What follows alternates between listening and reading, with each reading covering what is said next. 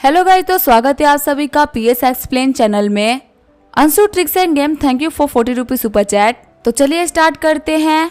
Last episode में हमने देखा था टोनी, वांग और जुई सियोल के लिए निकल गए होते हैं।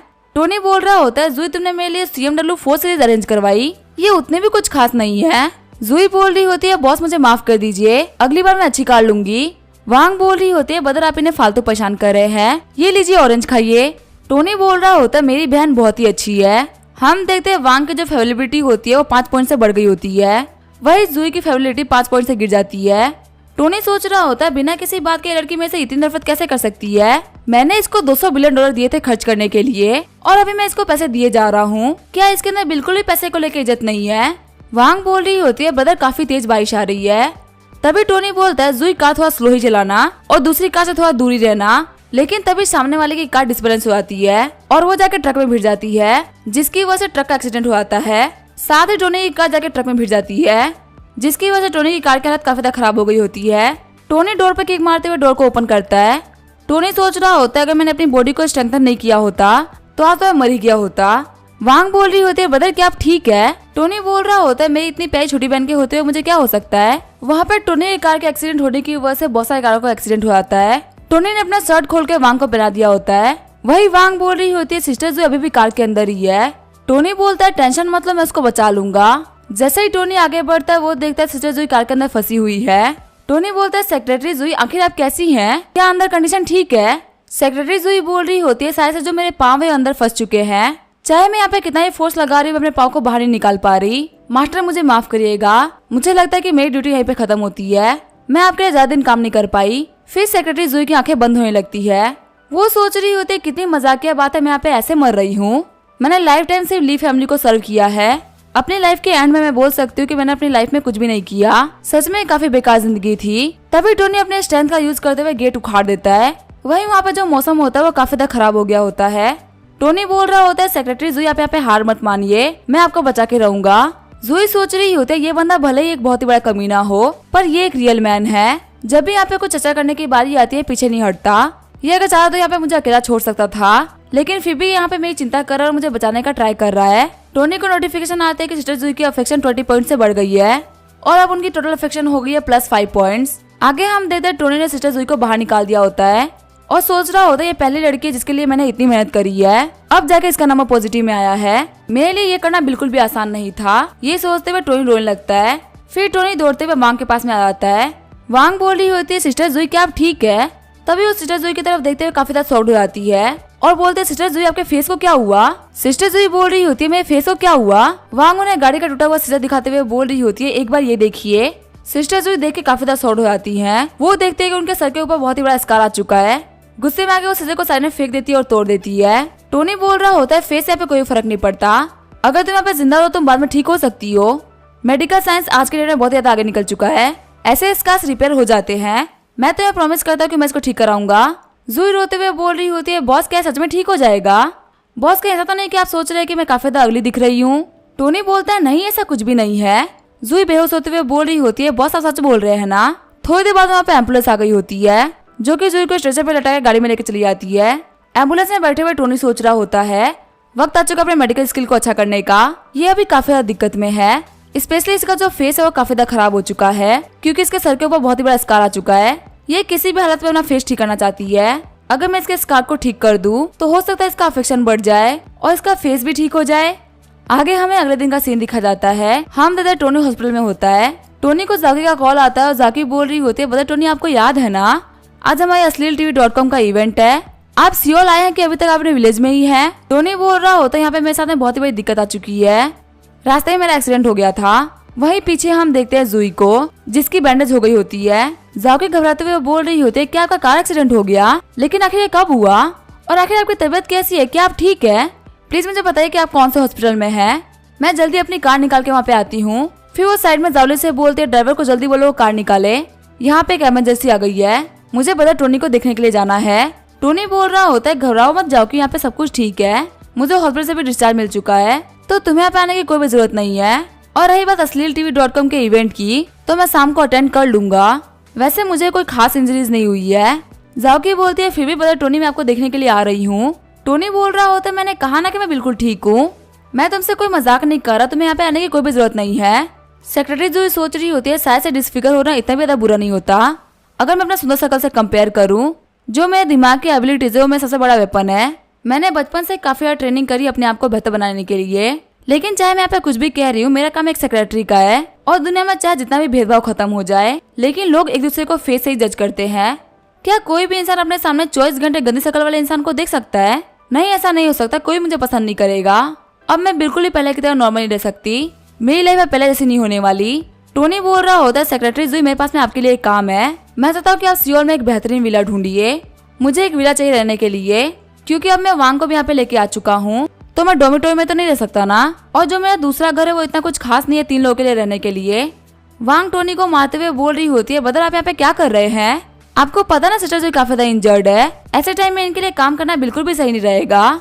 ब्रदर मैं आपसे रिक्वेस्ट कर रही हूँ, प्लीज काम मत कराइए, ये सच में बहुत ज्यादा बुरी बात है। टोनी बोल रहा होता है, ये मेरी सेक्रेटरी है और इनके बिना मेरा काम नहीं चल पाएगा, मुझे तो अपनी सेक्रेटरी की जरूरत पड़ेगी ही। वांग बोल रही होती है, ब्रदर आप यहाँ पे अपने वर्कर्स को परेशान करते हैं। आखिर कोई भी अपने वर्कर्स से इतना काम कैसे करवा सकता है, स्पेशली जब उसकी तबीयत ठीक ना हो या फिर वो इंजर्ड हो। वही हम देते सिस्टर जुई को, जो कि इन लोगों की बातों को सुन के रो रही होती है। वांग सोच रही होती है, क्या मैंने यहाँ पे कुछ गलत बोल दिया जिसकी वजह से ये रो रही है? टोनी भी सोच रहा होता है, लगता है मैंने इस लड़की को कुछ ज्यादा ही परेशान कर दिया। मुझे भी लग रहा था कि मैं यहाँ पे कुछ ज्यादा ही कर रहा हूँ, मुझे ऐसा नहीं करना चाहिए, लेकिन आखिर अब मैं क्या करूँ इसको मनाने के लिए? जुई बोल रही होती है, मिस वांग आप बॉस को गलत समझ रही है। मेरा फेस डिसफिगर हो गया, इसी वजह से बॉस मुझे नीचे नहीं देख रहे हैं। ये मुझे बिल्कुल वैसे ट्रीट कर रहे हैं जैसे कि ये मुझे पहले क्या करते थे। और मुझे इस बात पे बहुत शक था कि लोग मुझे पहले की तरह ट्रीट कर पाएंगे कि नहीं कर पाएंगे, वो भी मेरे बॉस, क्योंकि मैं एक सेक्रेटरी हूँ। मुझे 24 घंटे इन्हीं के साथ में रहना होता है। लेकिन अभी जो बॉस ने यहाँ पे किया है वो काइंडनेस का हायर लेवल है। मैं इनकी अच्छाई को कभी भी नहीं भूल पाऊंगी। फिर वो झुकते हुए बोलती है, बॉस आप बिल्कुल भी टेंशन मत लीजिए, हर बार की तरह मैं इस बार भी इस काम को काफी ज्यादा सीरियसली लूंगी और अपने काम को एकदम टाइम पे करके दिखाऊंगी और आप पक्का से मेरे काम से सेटिस्फाइड होंगे। आगे हमें रात का सीन दिखा जाता है। अश्लील-tv.com की इवेंट पार्टी के अंदर बहुत सारे लोग आए होते हैं। वही क्रिस भी वांग को लेके आ गया होता है। उस जगह को देखते हुए वांग बोल रही होती है, यहाँ पर चीजों को देखते हुए मुझे काफी अच्छा लग रहा है। मैं आज तक हमेशा गाँव में ही रही हूँ, मैंने इतना अच्छा इवेंट आज तक नहीं देखा और मैं ऐसे इवेंट में आज तक पार्टिसिपेट भी नहीं कर पाई। तभी वो साइड में एक बास्केटबॉल प्लेयर कुंकुन को देखती है। वांग सोच रही होती तो सच में माइटी प्लेयर कुंकुन है। मुझे तो कभी भी नहीं लगा था कि मैं इसको अपनी लाइफ में देख पाऊंगी। सच में बिल्कुल वैसा ही दिखता है जैसे कि टीवी पे दिखता था। तभी टोनी वांग से बोल रहा होता है, वांग अब तैयार हो जाओ, तुम्हें फ्यूचर में से बहुत सारे इवेंट्स को अटेंड करना है। आज मैं तुम्हें बताऊंगा कि आखिर इस चीजों से कैसे यूज्ड टू होते हैं और कैसे अपने अंदर से स्टेज के डर को मिटाते हैं। सबसे बड़ी बात इस इवेंट के अंदर होता है वो ये होता है कि लोग तुम्हें बुली करना चाहेंगे और उन लोगों से कैसे डील करना ये तुम्हें आना चाहिए। मैंने भी ये सब वक्त के साथ में इवेंट्स अटेंड कर करके सीखा है।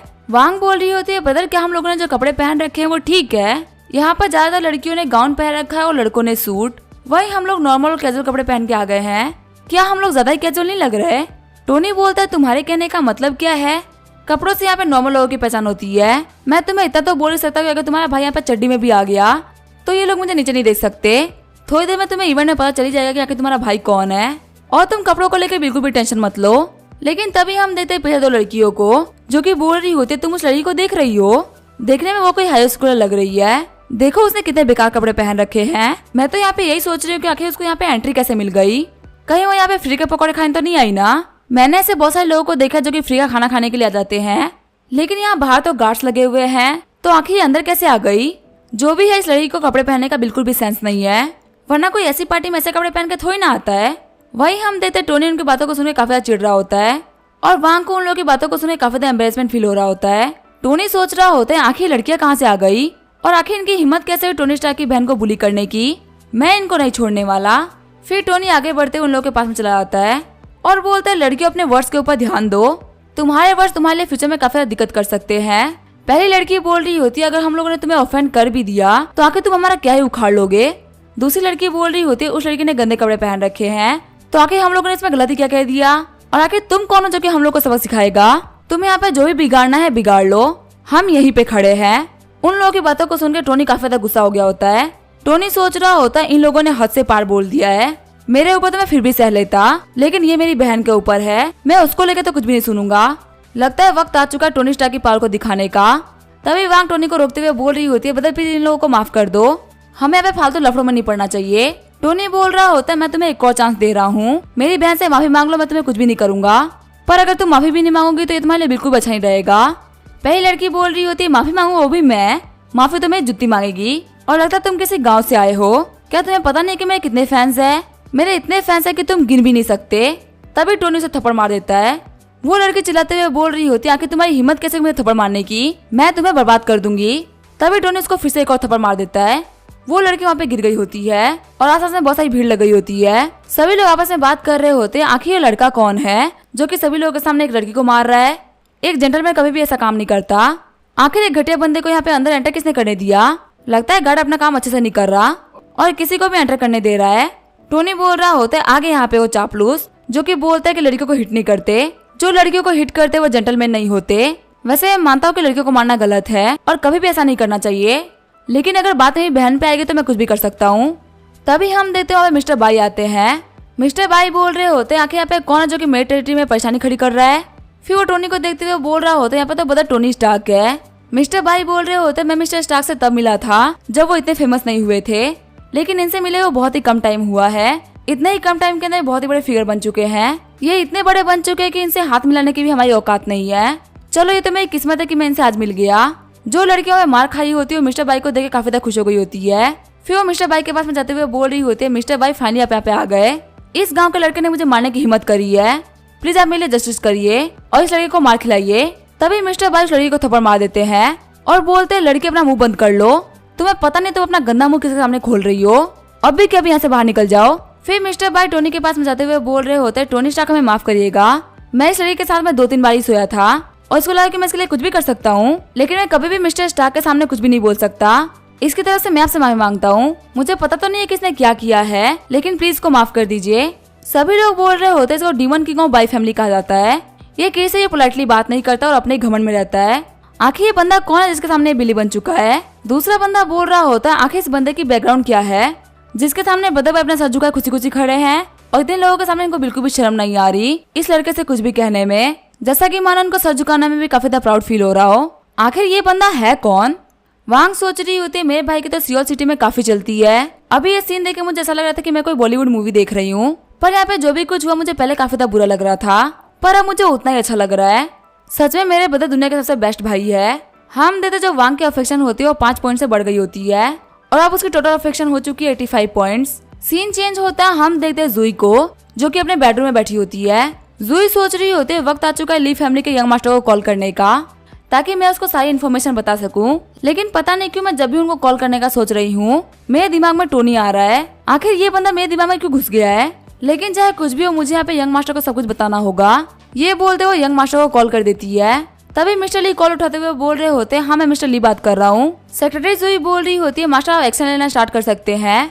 मैंने यहाँ पे आसपास में बहुत सारी जमीनों को खरीद लिया है और इन जगह को यूज करते हुए मैं फिल्म सिटी को टुकड़ों में बांट सकती हूँ जो कि हमारे काफी ज्यादा काम आ सकता है। अब टोनी के लिए फिल्म सिटी बनाना काफी ज्यादा मुश्किल होगा। यंग मास्टर ली बोल रहे होते तुमने काफी अच्छा काम किया, तुमने इस पूरे मिशन के अंदर काफी मेहनत करी है और इस मिशन को मैं बिल्कुल भी नहीं भूलने वाला। जब तुम वापस आओगे तो मैं तुम्हें बहुत ही अच्छा रिवॉर्ड दूंगा। सिस्टर जुई खुश होते हुए बोल रही होती है मास्टर क्या आप सच बोल रहे हैं? आपको यहाँ पे मेरे लिए कुछ भी करने की जरूरत नहीं है। सिस्टर जुई बोल रही होती है अगर यहाँ पे ली फैमिली नहीं होती तो बहुत सालों पहले मैं रोड पे भूखे मारे मर गई होती। यंग मास्टर ली बोल रहे होते जुई तुम मेरी फेवरेट पर्सन हो, तुम उस कार एक्सीडेंट के बारे में बिल्कुल भी टेंशन मत लो। जब तुम वापस आओगे तो मैं तुम्हें कोरिया के बेस्ट डॉक्टर से ट्रीट करवाऊंगा, तुम यहाँ पक्का से ठीक हो जाओगी। जुई बोलती है आपका शुक्रिया यंग मास्टर। कॉल काटने के बाद में जुई सोच रही होती है मैंने यहाँ पे एक बार भी जिक्र नहीं किया कि मेरा एक्सीडेंट हुआ है। आखिर यंग मास्टर को कैसे पता चला कि मेरा एक्सीडेंट हुआ है? लगता है यंग मास्टर मेरे ऊपर स्पाई करवा रहे थे। इसका सिर्फ एक ही मतलब है, यंग मास्टर को मेरे ऊपर बिल्कुल भरोसा नहीं है।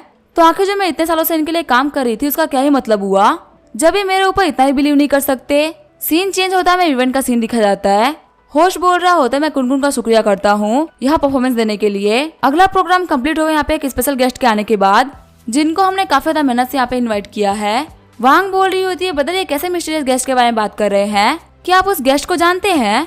क्योंकि यहाँ पे कुनकुन ने परफॉर्मेंस दी लेकिन ये लोग उसकी बिल्कुल भी वैल्यू नहीं कर रहे हैं। लेकिन यहाँ पे जो सीक्रेट गेस्ट आने वाला है उसके बिना आए ही ये लोग उसकी काफी ज्यादा रिस्पेक्ट कर रहे हैं। फिर वो टोनी को देखते हुए बोल रही होती है बदर आपने ये क्या कर लिया, आपने ये मास्क क्यों पहन रखा है? हम दादा टोनी ने बैटमैन का मास्क पहन रखा होता है। वांग बोल रही होती है ब्रदर मुझे आयरन मैन ज्यादा पसंद है, मुझे बैटमैन उतना पसंद नहीं है। अगर आपको हेलमेट खरीदना ही था तो आपको आयरन मैन का खरीदना चाहिए था। टोनी बोल रहा होता है आज तुम्हारा भाई यहाँ पे काफी अच्छी परफॉर्मेंस देने वाला है तो हेलमेट से क्या ही फर्क पड़ता है, ये तो सिर्फ पहचान छुपाने के लिए है।